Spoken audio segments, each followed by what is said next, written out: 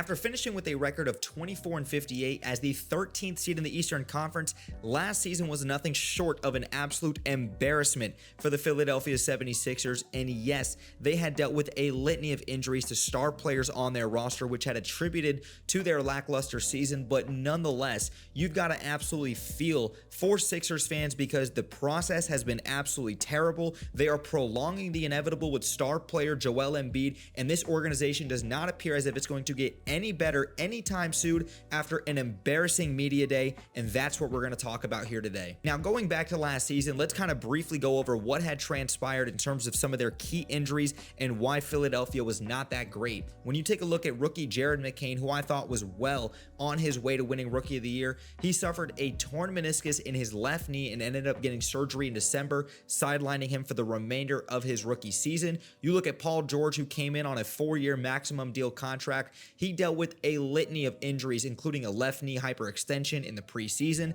a torn left abductor, and other knee injuries that ultimately had cut his season short. Paul George had only played in 41 games, averaged 16.2 points, which was his lowest scoring average season since his second season in the NBA. He looked like a shell of himself. And when you look at Joel Embiid, he dealt with a left knee issue which led to arthroscopic surgery in April of 2025. He had a sprained left foot he had played through at times, as well as a sinus fracture, and all of that limited him to just 19 games last year before eventually being ruled out for the remainder of the season in late February. Then you fast forward to the draft, and the Philadelphia 76ers ended up drafting VJ Edgecombe from the University of Baylor. I think that was a terrific pick. I thought that was a no-brainer pick for Daryl Morey in this organization, and I do believe that VJ Edgecombe is going to be a star in this league and a multi-time All-Star for years to come. Sixers fans should be absolutely excited because he's one of the few bright spots on this team. And just when you thought things could not get worse, they ended up getting worse into the offseason.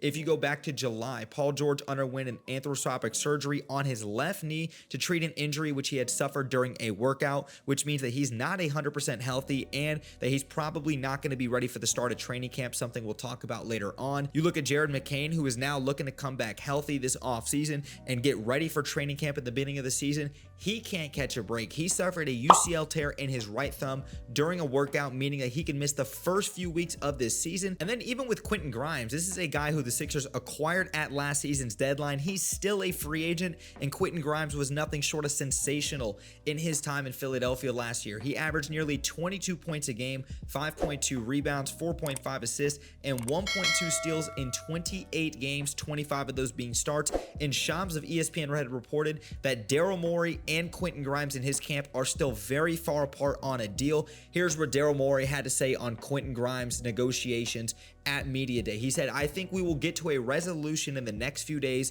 hopefully. We're excited to bring him back. Quintin's a big part of what we're trying to do now and into the future if we can get things resolved." Now, this kind of transitions me more into Media Day and just some of the embarrassment that the players and the front office continue to spew, and this is why I feel for Sixers fans. Now, let's go ahead and start off with Paul George and some of the things that he said that stood out to me. Here's what Paul George said. "I'm the Paul George that the 76ers went out and signed. I do think I still got a lot of game in me playing at a high level. I do think I will be at a good place, hopefully earlier than later. Can't get any worse than last year. That was a rock bottom type of season. Brother, you are setting yourself up for failure because people got receipts now." And here's what Paul George had to say about what he's able to do at this particular time regarding his injury and his rehab process. Paul George stated, "Pretty much everything but full contact. I'm in the weight room, I'm lifting, working out every day, I'm on the court. I'm not ready to start the full ramp up of conditioning on court with running and stuff like that, but I'm on the court. I'm working out, doing stationary drills, 1 or 2 dribble moves.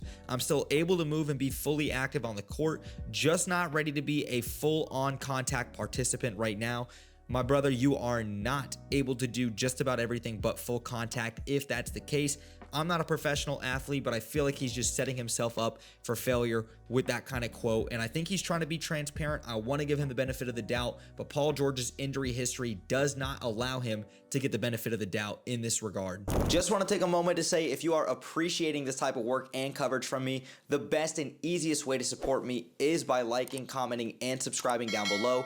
It's free and it helps me and the channel out tremendously. My goal is to get this channel up to 10,000 subscribers by the end of the calendar senior year. And if you guys want more exclusive content from me outside of just here on YouTube, you guys can go ahead and follow me on my socials. The links to all of them will be in the description down below. But thank you guys again, and let's go ahead and get back to today's video. Speaking of injury history, let's talk about what Joel Embiid had to say in regards to his injury. Joel Embiid stated, "We've got a plan in place, trying to check all of the boxes. This is still kind of a feel period where we're just taking it day by day. There's been a few court sessions, everything's on schedule. I think going forward, we're just going to listen to the body, and I'll be honest and say it's going to be unpredictable at times, and that's okay. We're going to work with that." Here's what Daryl Morey had to say about Paul George and Embiid potentially getting back to the court, and this is where it continues to get more embarrassing.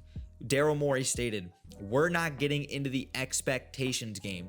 You're not getting into the expectations games, Daryl Morey. This is your two star players. You just signed Paul George to a max contract. Joel Embiid's going into the first year of a 3-year contract extension. You don't understand these guys' bodies. You don't understand what the medical team is telling you. I understand that these guys have a whole laundry list of injuries that they have dealt with throughout the majority of their careers, but my goodness, this is the last thing that Sixers fans want to hear. Now, here's what Andre Drummond had to say about the Sixers mindset with guys like Joel Embiid, Paul George, Jared McCain, all dealing with injuries, as well as Quintin Grimes being out due to contract negotiations. Drummond stated, "I think the mindset is we control what we can control. We can't control Quintin not being here. We can't control Joel coming back from an injury. We can't control Paul George coming back from an injury. We can only control what the guys we have on the floor right now, and we've been doing great. We are excited to have them back when that time comes, but we can only do what we can do, which is worry about the guys that are here now," which honestly, as a veteran in this game, and Andre Drummond is still a double-double machine and a respectful backup center in this game, I got nothing but respect for that answer. I think he's given the right PR answer, but we all know at the end of the day, a lot of those guys in the locker room are probably pissed with the fact that they know that they're not going to be going into the season healthy, and I can't blame him. Now, here's the last one that I'm going to get into about Media Day. Here's Daryl Morey on the 76ers, and I think he's just absolutely setting himself up once again. Here's what Daryl Morey had to say. "All of us are hungry to show the city what we can do again, and we know that last season wasn't one that we can be proud of, and we want to make the city proud of us again. I walk around the city center every day. I see the excitement of the Eagles. I see the Phillies playoffs. The offseason is about working every day to get ourselves back to being in those conversations. And look, Daryl Morey, my brother, I will be completely honest with you. You're not the Philadelphia Eagles, and you're not the Philadelphia Phillies. Everybody that is in the city of Philadelphia or is a fan of the city of Philadelphia and the sports teams there, they are excited about the Eagles potentially going back-to-back. They're excited about what Bryce Harper and this Phillies team is about to go and do in the NL East, winning that division. Nobody's excited about the 76ers. The only thing people should be excited about the 76ers for this upcoming season, whether you're a fan of the Sixers or not, is those old school jerseys, VJ Edgecombe, Tyrese Maxey having another great season after he performed phenomenal last year, and Jared McCain whenever he gets back from injury, and maybe even Kelly Oubre's aura, just because it's off the charts.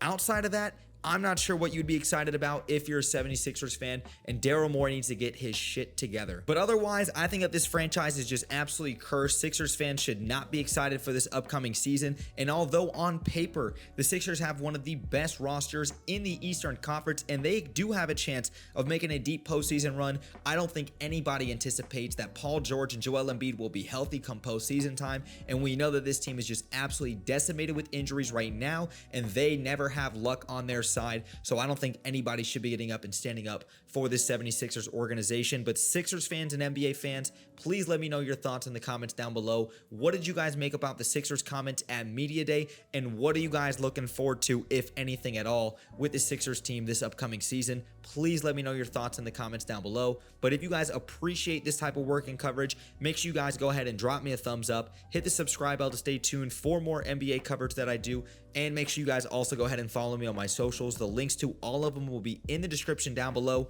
But thank you guys once again, and as always, I'll catch you on the next one.